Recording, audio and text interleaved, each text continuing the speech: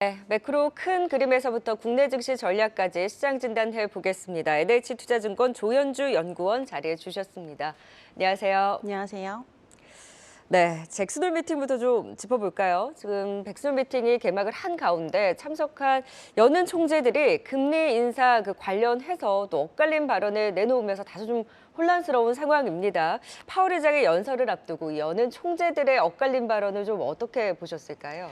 네, 일단 수잔 콜리스라고 해서 보스턴 연은 총재 같은 경우는 아직 물가가 굉장히 높다. 그렇기 때문에 연준이 추가 금리 인상이 필요하다. 이렇게 발언을 했고요.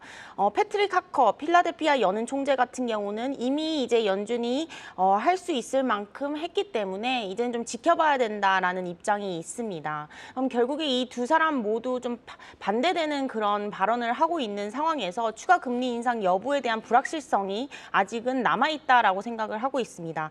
다만 이제 저희가 중요하게 생각하는 거는 추가 25bp 금리 인상 여부는 이제 더 이상 중요하지 않다라는 겁니다. 이제 저희가 좀 더 주목하고 있는 부분은 금리 인상 기조가 끝나고 난 뒤에 금리 인하를 정말 저희가 생각했던 것만큼 많이 할 수 있을까라는 부분을 봤을 때 금리 인하의 폭도 그렇게 크지 않다라는 점을 미루어 봤을 때 결국에는 미국의 금리 기조가 굉장히 고금리 기조가 좀 장기화될 것이다. 이게 중요한 포인트인 것 같고요. 그렇기 네. 때문에 결국에는 이 부분이 시장을 좀 상단을 제한하는 요소로 작용하지 않았나라고 보고 있습니다. 네, 그렇다면 지금 반응하고 있는 시장의 분위기로도 좀 체크를 해볼까요? 미 국채 10년물이 굉장히 좀 부담스럽게 움직이고 있습니다. 지금 고금리가 상당 부분 이어질 수 있겠다라는 그 우려감을 또 반영을 하는 것인지 연준의 긴축에 대한 경계감을 시장에 반영하고 있는 좀 반증으로 봐야 되는 걸까요? 일단은 추가 25bp 금리 인상에 대한 부분을 반영하고 있다고 생각을 하고 있습니다. 네. 그래서 어느 정도는 추가 25bp는 조금은 예견된 악재가 아닌가라는 생각을 하고 있고요. 이제 여기서 더 크게 5%까지도 미국 10년물 국채 금리가 올라갈 것이다라고 얘기하는 부분은 금리 인하가 그렇게 빠르게 시작되지 않을 것이다. 또는 금리 인하가 되더라도 굉장히 작은 폭일 것이다. 이런 부분을 봤을 때는 미국채 10년 금리가 더 올라갈 것이다. 상단을 5%까지도 열어두는 부분도 있고요. 그렇기 때문에 일단 저희가 봤을 때는 추가 25bp에 대한 부분을 지금은 시장은 반영하고 있다라고 생각을 하고 있기 때문에 이런 부분들이 이제 정책 불확실성이 해소되고 나면은 조금은 완화되지 않을까라고 보고 있습니다. 네, 자, 지금 계속해서 경계감이 확산되는 가운데 사실 핵심 포인트는 파월 의장의 이제 연설 발언이 되겠죠. 내내 지금 주목을 하고 있는데 과연 잭슨홀 미팅에서 예상되는 파월 의장의 발언의 강도라든지 그 영향은 어느 정도로 봐야 될까요? 관전 포인트를 좀 어디에 두고 계세요? 네, 일단 저희는 이 잭슨홀 미팅에서 뭔가 게임 체인저가 될 만한 굉장한 매파적인 발언 이렇게까지는 예상하고 있지는 않습니다. 네. 이미 지금 잭슨홀 미팅에서 언급할 만한 부분을 7월 FOMC 회의 의사록에 이미 반영이 많이 되어 있고요. 그리고 이번 잭슨홀 미팅의 가장 큰 핵심이 이제 구조적인 변화, 경제가 구조적으로 변화했다라는 부분이기 때문에 코로나 이전과 코로나 이후의 경제가 좀 달라졌죠. 이런 부분에 좀 주목할 것으로 예상을 하고 있습니다. 그렇다면 코로나 이전에는 굉장히 세계화도 많았고 효율적인 시대였다면 이제 코로나19 이후에는 탈세계화 그리고 비효율적인 시대로 진입을 했습니다. 이런 구조적인 변화가 일어나고 있기 때문에 결국에는 잭슨홀 미팅의 이 구조적 경제 변화에 대한 테마의 결론은 주식시장에 그렇게 긍정적인 결론은 아닐 것입니다. 고금리 기조가 유지되고 고물가 유지가 된다. 이런 부분이기 때문에 큰 긍정적인 요소는 아니겠지만 그럼에도 불구하고 이미 의사록에 나왔던 내용들로 국한될 것이다라고 예상을 하고 있어서 저희는 소문난 잔치다 이렇게 좀 생각을 하고 있습니다. 시장에 미친 영향 한 중립 정도로만 네, 보면 네. 될까요? 네, 일단은 경계감으로 계속 숨죽이고 있는 시장이긴 한데 소문난 잔치에 정말 별거 없는 그 중립에 대한 움직임을 가져갈 수 있는지는 또 다음 주에 확인을 해봐야 되겠습니다.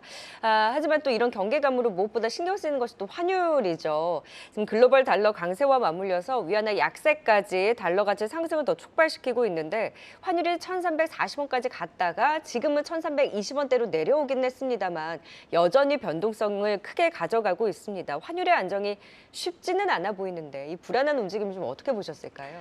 네, 아무래도 단기적으로는 이제 최근에 중국발 이슈 때문에 위안화 약세로 인해서 원달러 환율이 굉장히 크게 올랐던 부분이 있었습니다. 그러고 난 뒤에 이제 중국 정부가 개입을 하면서 위안화 약세가 좀 완화되니까 결국에 원달러 환율도 다시 좀 안정화되는 흐름을 보였는데 결국에는 위안화의 흐름이 원달러 환율의 가장 중요한 변수라고 생각을 하고 있어서 중국발 이슈를 좀 팔로우해야 된다라고 말씀을 드리고 있고요. 저희가 가지고 있는 중국에 대한 의견은 일단은 뭐 단기적으로 크게 해결되지는 않을 것 같습니다. 중국의 경기는 계속해서 둔화될 것으로 예상을 하고 있고요. 부동산 위기가 갑작스럽게 뭐 중국의 개입이나 중국의 정책으로 인해서 빠르게 반등하기는 어렵다라는 점을 봤을 때 위안화 약세 기조를 저희는 전망을 하고 있고요. 그렇다면 원달러 환율도 추세적으로는 좀 약세 흐름이 이어질 것이다라고 보고 있습니다. 그래서 뭐 단기적으로 중국 정부의 그 개입으로 원달러 환율이 좀 완화될 수는 있겠지만 그렇다고 해도 저희는 하락폭을 1,300원으로 유지를 하고 있고요. 결국에는 하단보다는 이제 상단을 좀 더 열어두는 그런 흐름이 좀 더 맞지 않나라고 보고 있습니다. 그러니까 제한적인 흐름으로 말씀을 해주시긴 했지만 여전히 좀 변동성은 염두에 둬야 된다는 말씀이신 거예요. 네, 맞습니다. 네, 위안의 추가 약세에 대해서 좀 염두에 둘 필요가 있다라는 의견을 주셨습니다. 자, 이번 주가 워낙 굵직한 이벤트들이 많았죠. 엔비디아 실적 발표뿐만이 아니라 이제 잭슨홀 미팅은 주말까지 이제 우리가 어떻게 해소되는지를 봐야 될 텐데 일단은 이번 주 주요 이벤트를 보내고 나서 과연 이런 정신없는 시장의 그 흐름 일부가 좀 방향성을 잡아갈 수 있는지에 대해서는 어떤 방향성을 좀 지켜보고 계실까요? 일단은 뭐 계절적으로 봤을 때 9월이 주가 지수가 굉장히 강했던 달은 아니었습니다. 그렇기 때문에 저희가 이번에 생각하는 그런 추세적인 방향성 자체는 크게 위로 보고 있지는 않고요. 약간의 박스권 흐름 좀 예상을 하고 있다라고 보시면 될 것 같고 이번에 엔비디아 실적 때문에 이제 성장주 모멘텀이 다시 붙는 것인가라고 생각을 했다가 사실 단기적으로 그쳤습니다. 다만 이런 부분들이 저희가 생각했을 때는 결국에는 실적을 바라본다라는 점에서 주목을 할 만하다라고 생각을 하고 있습니다. 뭐 실적 공백기가 이제 9월 달은 유지되겠지만 다시 10월부터 실적 시즌에 돌입하게 되면은 결국에는 펀더멘털이 가는 애들이 주목을 받게 돼 있고 그쪽 중심으로 주도가 지속될 것이다라고 보고 있기 때문에 결국에는 4분기 실적이 좋은 섹터가 빅테크다라는 측면에서는 저희는 여전히 빅테크 계단식 상승 예상을 하고 있어서 뭐 엔비디아도 포함해서 애플이라던가 저희는 계단식 상승 빅테크 쪽으로 여전히 긍정적으로 좀 말씀을 드리고 있습니다. 좀 단계에 대한 움직임이 아쉽긴 하지만 여전히 빅테크를 중심으로 해서의 이 강세의 움직임을 좀 점쳐주셨고 그러면 박스권이라고 하면 지금이랑 그래도 비슷한 수준에서의 등락을 9월 달에도 예상을 하고 계신 거네요.